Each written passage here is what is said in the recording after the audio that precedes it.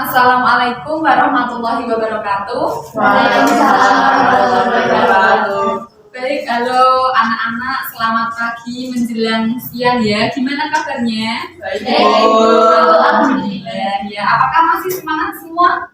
Masih. Anak, sebelum mulai pelajaran kita absen terlebih dahulu ya. Iya, Bu. Ini apakah ada yang tidak berangkat ini?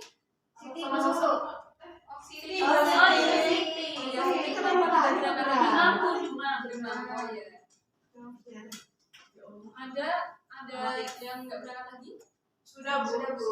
Oke, untuk memulai pembelajaran pada pagi ini, alangkah baiknya kita berdoa terlebih dahulu. Untuk ketua kelasnya silahkan dipimpin untuk Mbak Zahra. Baik, untuk memulai pembelajaran pada pagi ini berdoa dimulai. Berdoa selesai. Baik, terima kasih. Ya, anak-anak, untuk masuk materi, sebelum masuk materi, agar kita semangat ya anak-anak ya, kita ice breaking dulu nih, untuk membangkitkan semangat kalian nih. Ya, diperhatikan ya semua Mbak Dewi. Yuk, perhatikan ya. Ya, jadi gini ya, Ibu ada game. Ya, ini bukan game sih, ini pemanasan buat pembelajaran kita. Ya, anak-anak, jadi ada 3 petunjuk, yaitu clap, door, dan boom. Nah, waktu clap, kalian tepuk tangan sekali aja. Nah, terus waktu door, kalian pegang teman sebelah kalian. Nah, terus kalau boom, kalian jangan ngapa-ngapain. Kalian pegang kepala, pegang kepala, ya. Ya, udah paham semua? Ya. Mungkin berdiri ya, biar tambah semangat ini. Ya udah siap semuanya? Siap. Oke, yuk kita mulai. Clap, clap, clap. Nanti kalau ada yang salah saya suruh maju nanti. Gak mau. Yuk lagi, clap, clap, door, door, boom, clap, clap, door, boom. Ya.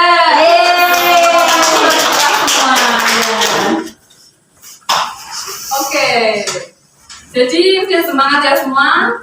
Yuk kita masuk pada materi. Jadi materi kita pada hari ini yaitu macam-macam permasalahan sosial. Nah, sebelumnya apakah ada yang tahu macam-macam permasalahan sosial itu apa? Ya, silakan. Apa? Tawuran, Bu. Ya, salah satunya tawuran. Nah, sebelum kita masuk pada macam-macam permasalahan sosial, mungkin kita bisa melihat ya dulu waktu kita kelas 10 semester 1, sebenarnya salah satu tujuan mempelajari sosiologi itu apa? Nah, salah satunya yaitu mempelajari macam-macam permasalahan sosial. Nah, supaya kita nantinya dapat menganalisis dan dapat menyelesaikan permasalahan apa yang ada di masyarakat.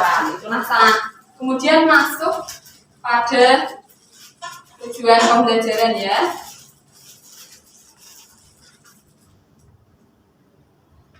Ya, jadi tujuan pembelajaran kita yaitu yang pertama, dari sini nanti kalian dapat menganalisis macam-macam permasalahan sosial beserta solusinya. Nah, nanti di akhir pembelajaran Ibu juga akan menyajikan satu video, kemudian nanti dapat kalian analisis bersama kelompok masing-masing gitu ya. Nah, nanti kalian dapat mengevaluasi juga bagaimana dapat terjadi permasalahan sosial tersebut dan bagaimana dampaknya. Seperti itu ya, kemudian anak. Jadi peta konsepnya yaitu yang pertama ada macam-macam permasalahan sosial, nanti disajikan ada masalah kemiskinan, kemudian ada kenakalan remaja, pengangguran seperti itu. Nah, nanti juga diberikan dampak dari permasalahan sosial itu apa. Nah, selanjutnya ini ada yang tahu ini gambar apa untuk gambar yang pertama? Merokok, Bu. Nah, iya benar. Yang pertama itu siswa merokok ya, dan bisa kita lihat itu sepertinya masih anak SMP ya, karena celananya masih biru putih seperti itu. Nah, kemudian gambar yang kedua itu apa? Bullying. Ya benar, bullying ya. Dia seorang perempuan yang dibully kedua teman laki-lakinya, kemudian dia menangis seperti itu ya. Nah, kemudian yang ketiga ini apa ini? Apa? Ya benar ya. Ya ini menunjukkan kemiskinan ya. Ya, kemiskinan yang terjadi di suatu daerah dan sangat kumuh seperti itu. Nah, kemudian masuk, nah ini macam-macam permasalahan sosial. Nah, yang pertama itu kemiskinan. Nah, kemiskinan ini apa sih? Kemiskinan itu suatu keadaan di mana seseorang ini tidak dapat memenuhi kebutuhan hidupnya pada standar kehidupan masyarakat umumnya seperti itu. Nah, kemiskinan ini juga merupakan salah satu permasalahan yang masih banyak terjadi di Indonesia, seperti tadi ada pemukiman kumuh seperti itu.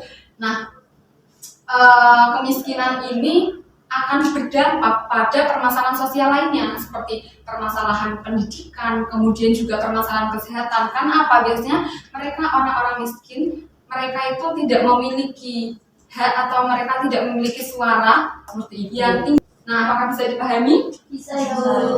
Baik. Nah, yang kedua ini masuk pada kenakalan remaja. Nah, nanti kenakalan remaja ini menjadi materi yang akan kita pahami lebih lanjut karena kita ini, anak-anak ini kan juga masih dalam usia remaja seperti itu. Apakah ada yang tahu masa remaja itu di umur berapa sampai berapa?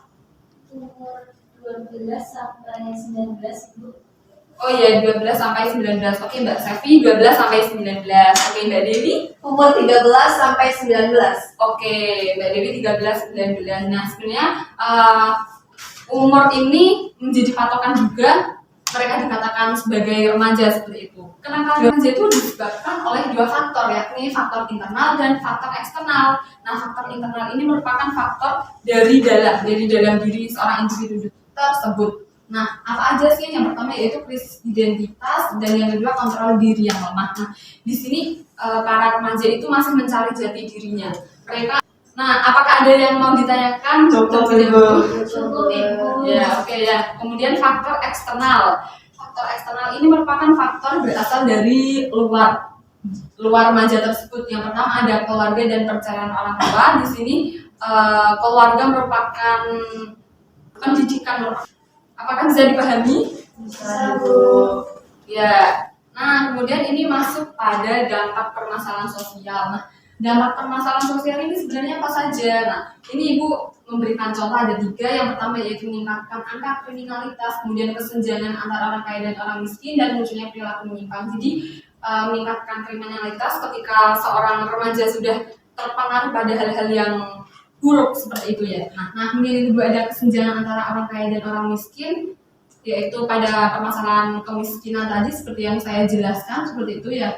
Yang ketiga yaitu munculnya perilaku menyimpang, ya salah satunya ini kenakalan remaja dan sejenisnya seperti itu.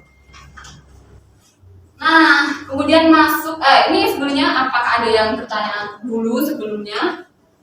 Cukup. Ya udah paham semuanya ya? Paham. Nah, alhamdulillah. Oke. Masuk pada dampak masuk pada pembagian kelompok ya. Ini nanti Ibu akan bagi kelompok kalian menjadi 2 kelompok ya. Nah, ini udah Ibu tampilkan, nanti bisa berkelompok masing-masing. Nah, apa sih perintahnya? Nah, ini nanti Ibu akan menampilkan video dari link yang telah Ibu sediakan seperti itu. Nanti kalian bisa mencari solusi pemecahannya dan bisa menganalisis serta merefleksikan apa yang seharusnya kita lakukan sebagai seorang remaja seperti itu ya. Nah ini ya, diperhatikan dengan pertama ini.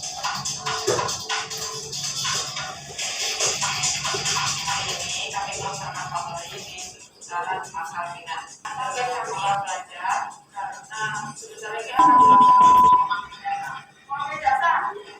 namun saya tidak bisa saja dengan bukannya sekarang jam sekolah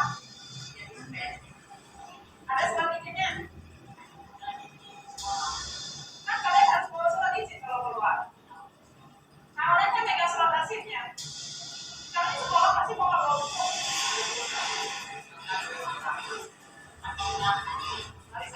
Nah, gimana videonya bisa dimengerti? Bisa Ibu. Ya, ini udah berkumpul dengan kelompok masing-masing ya.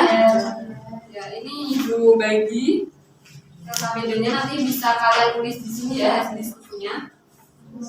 Oke, Kasih Ibu.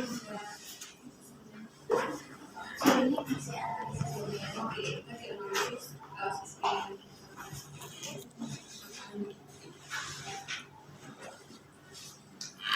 Bu, ini udah bener nggak Bu? Gimana? Nenek. Oh iya, udah bagus kan itu udah jelas berarti. Ya, Iya ya, makasih. Tunggu juga. Oke, nanti ya. Gimana? Tidak Ibu. Iya aman. Jawabannya udah.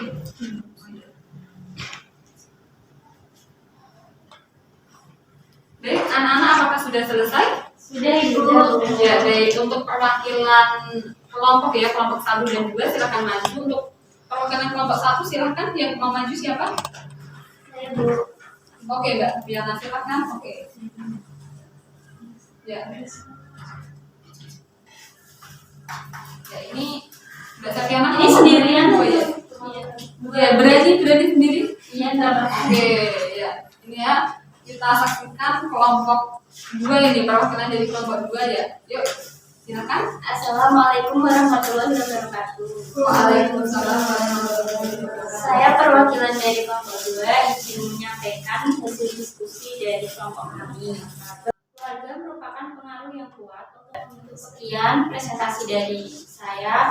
Assalamualaikum warahmatullahi wabarakatuh. Waalaikumsalam warahmatullahi wabarakatuh. Ya, kita beri aplaus untuk Mbak Safiana.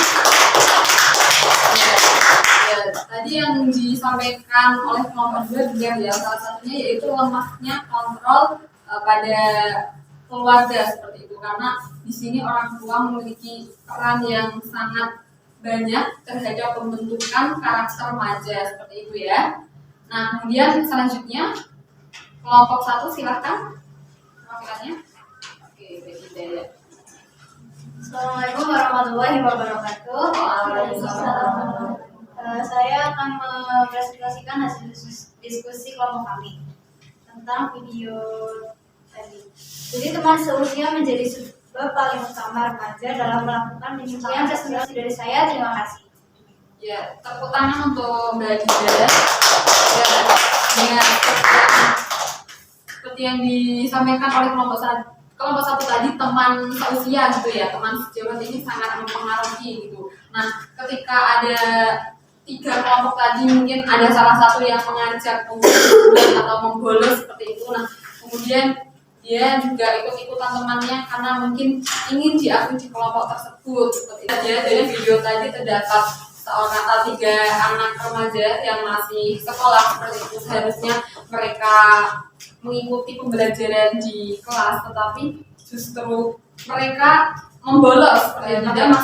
Dan kesimpulan dari video tadi bahwasannya lembaga keluarga, lembaga pendidikan, kemudian lembaga masyarakat, mereka itu harus bersinergi dan bekerja sama untuk membentuk dan untuk memberikan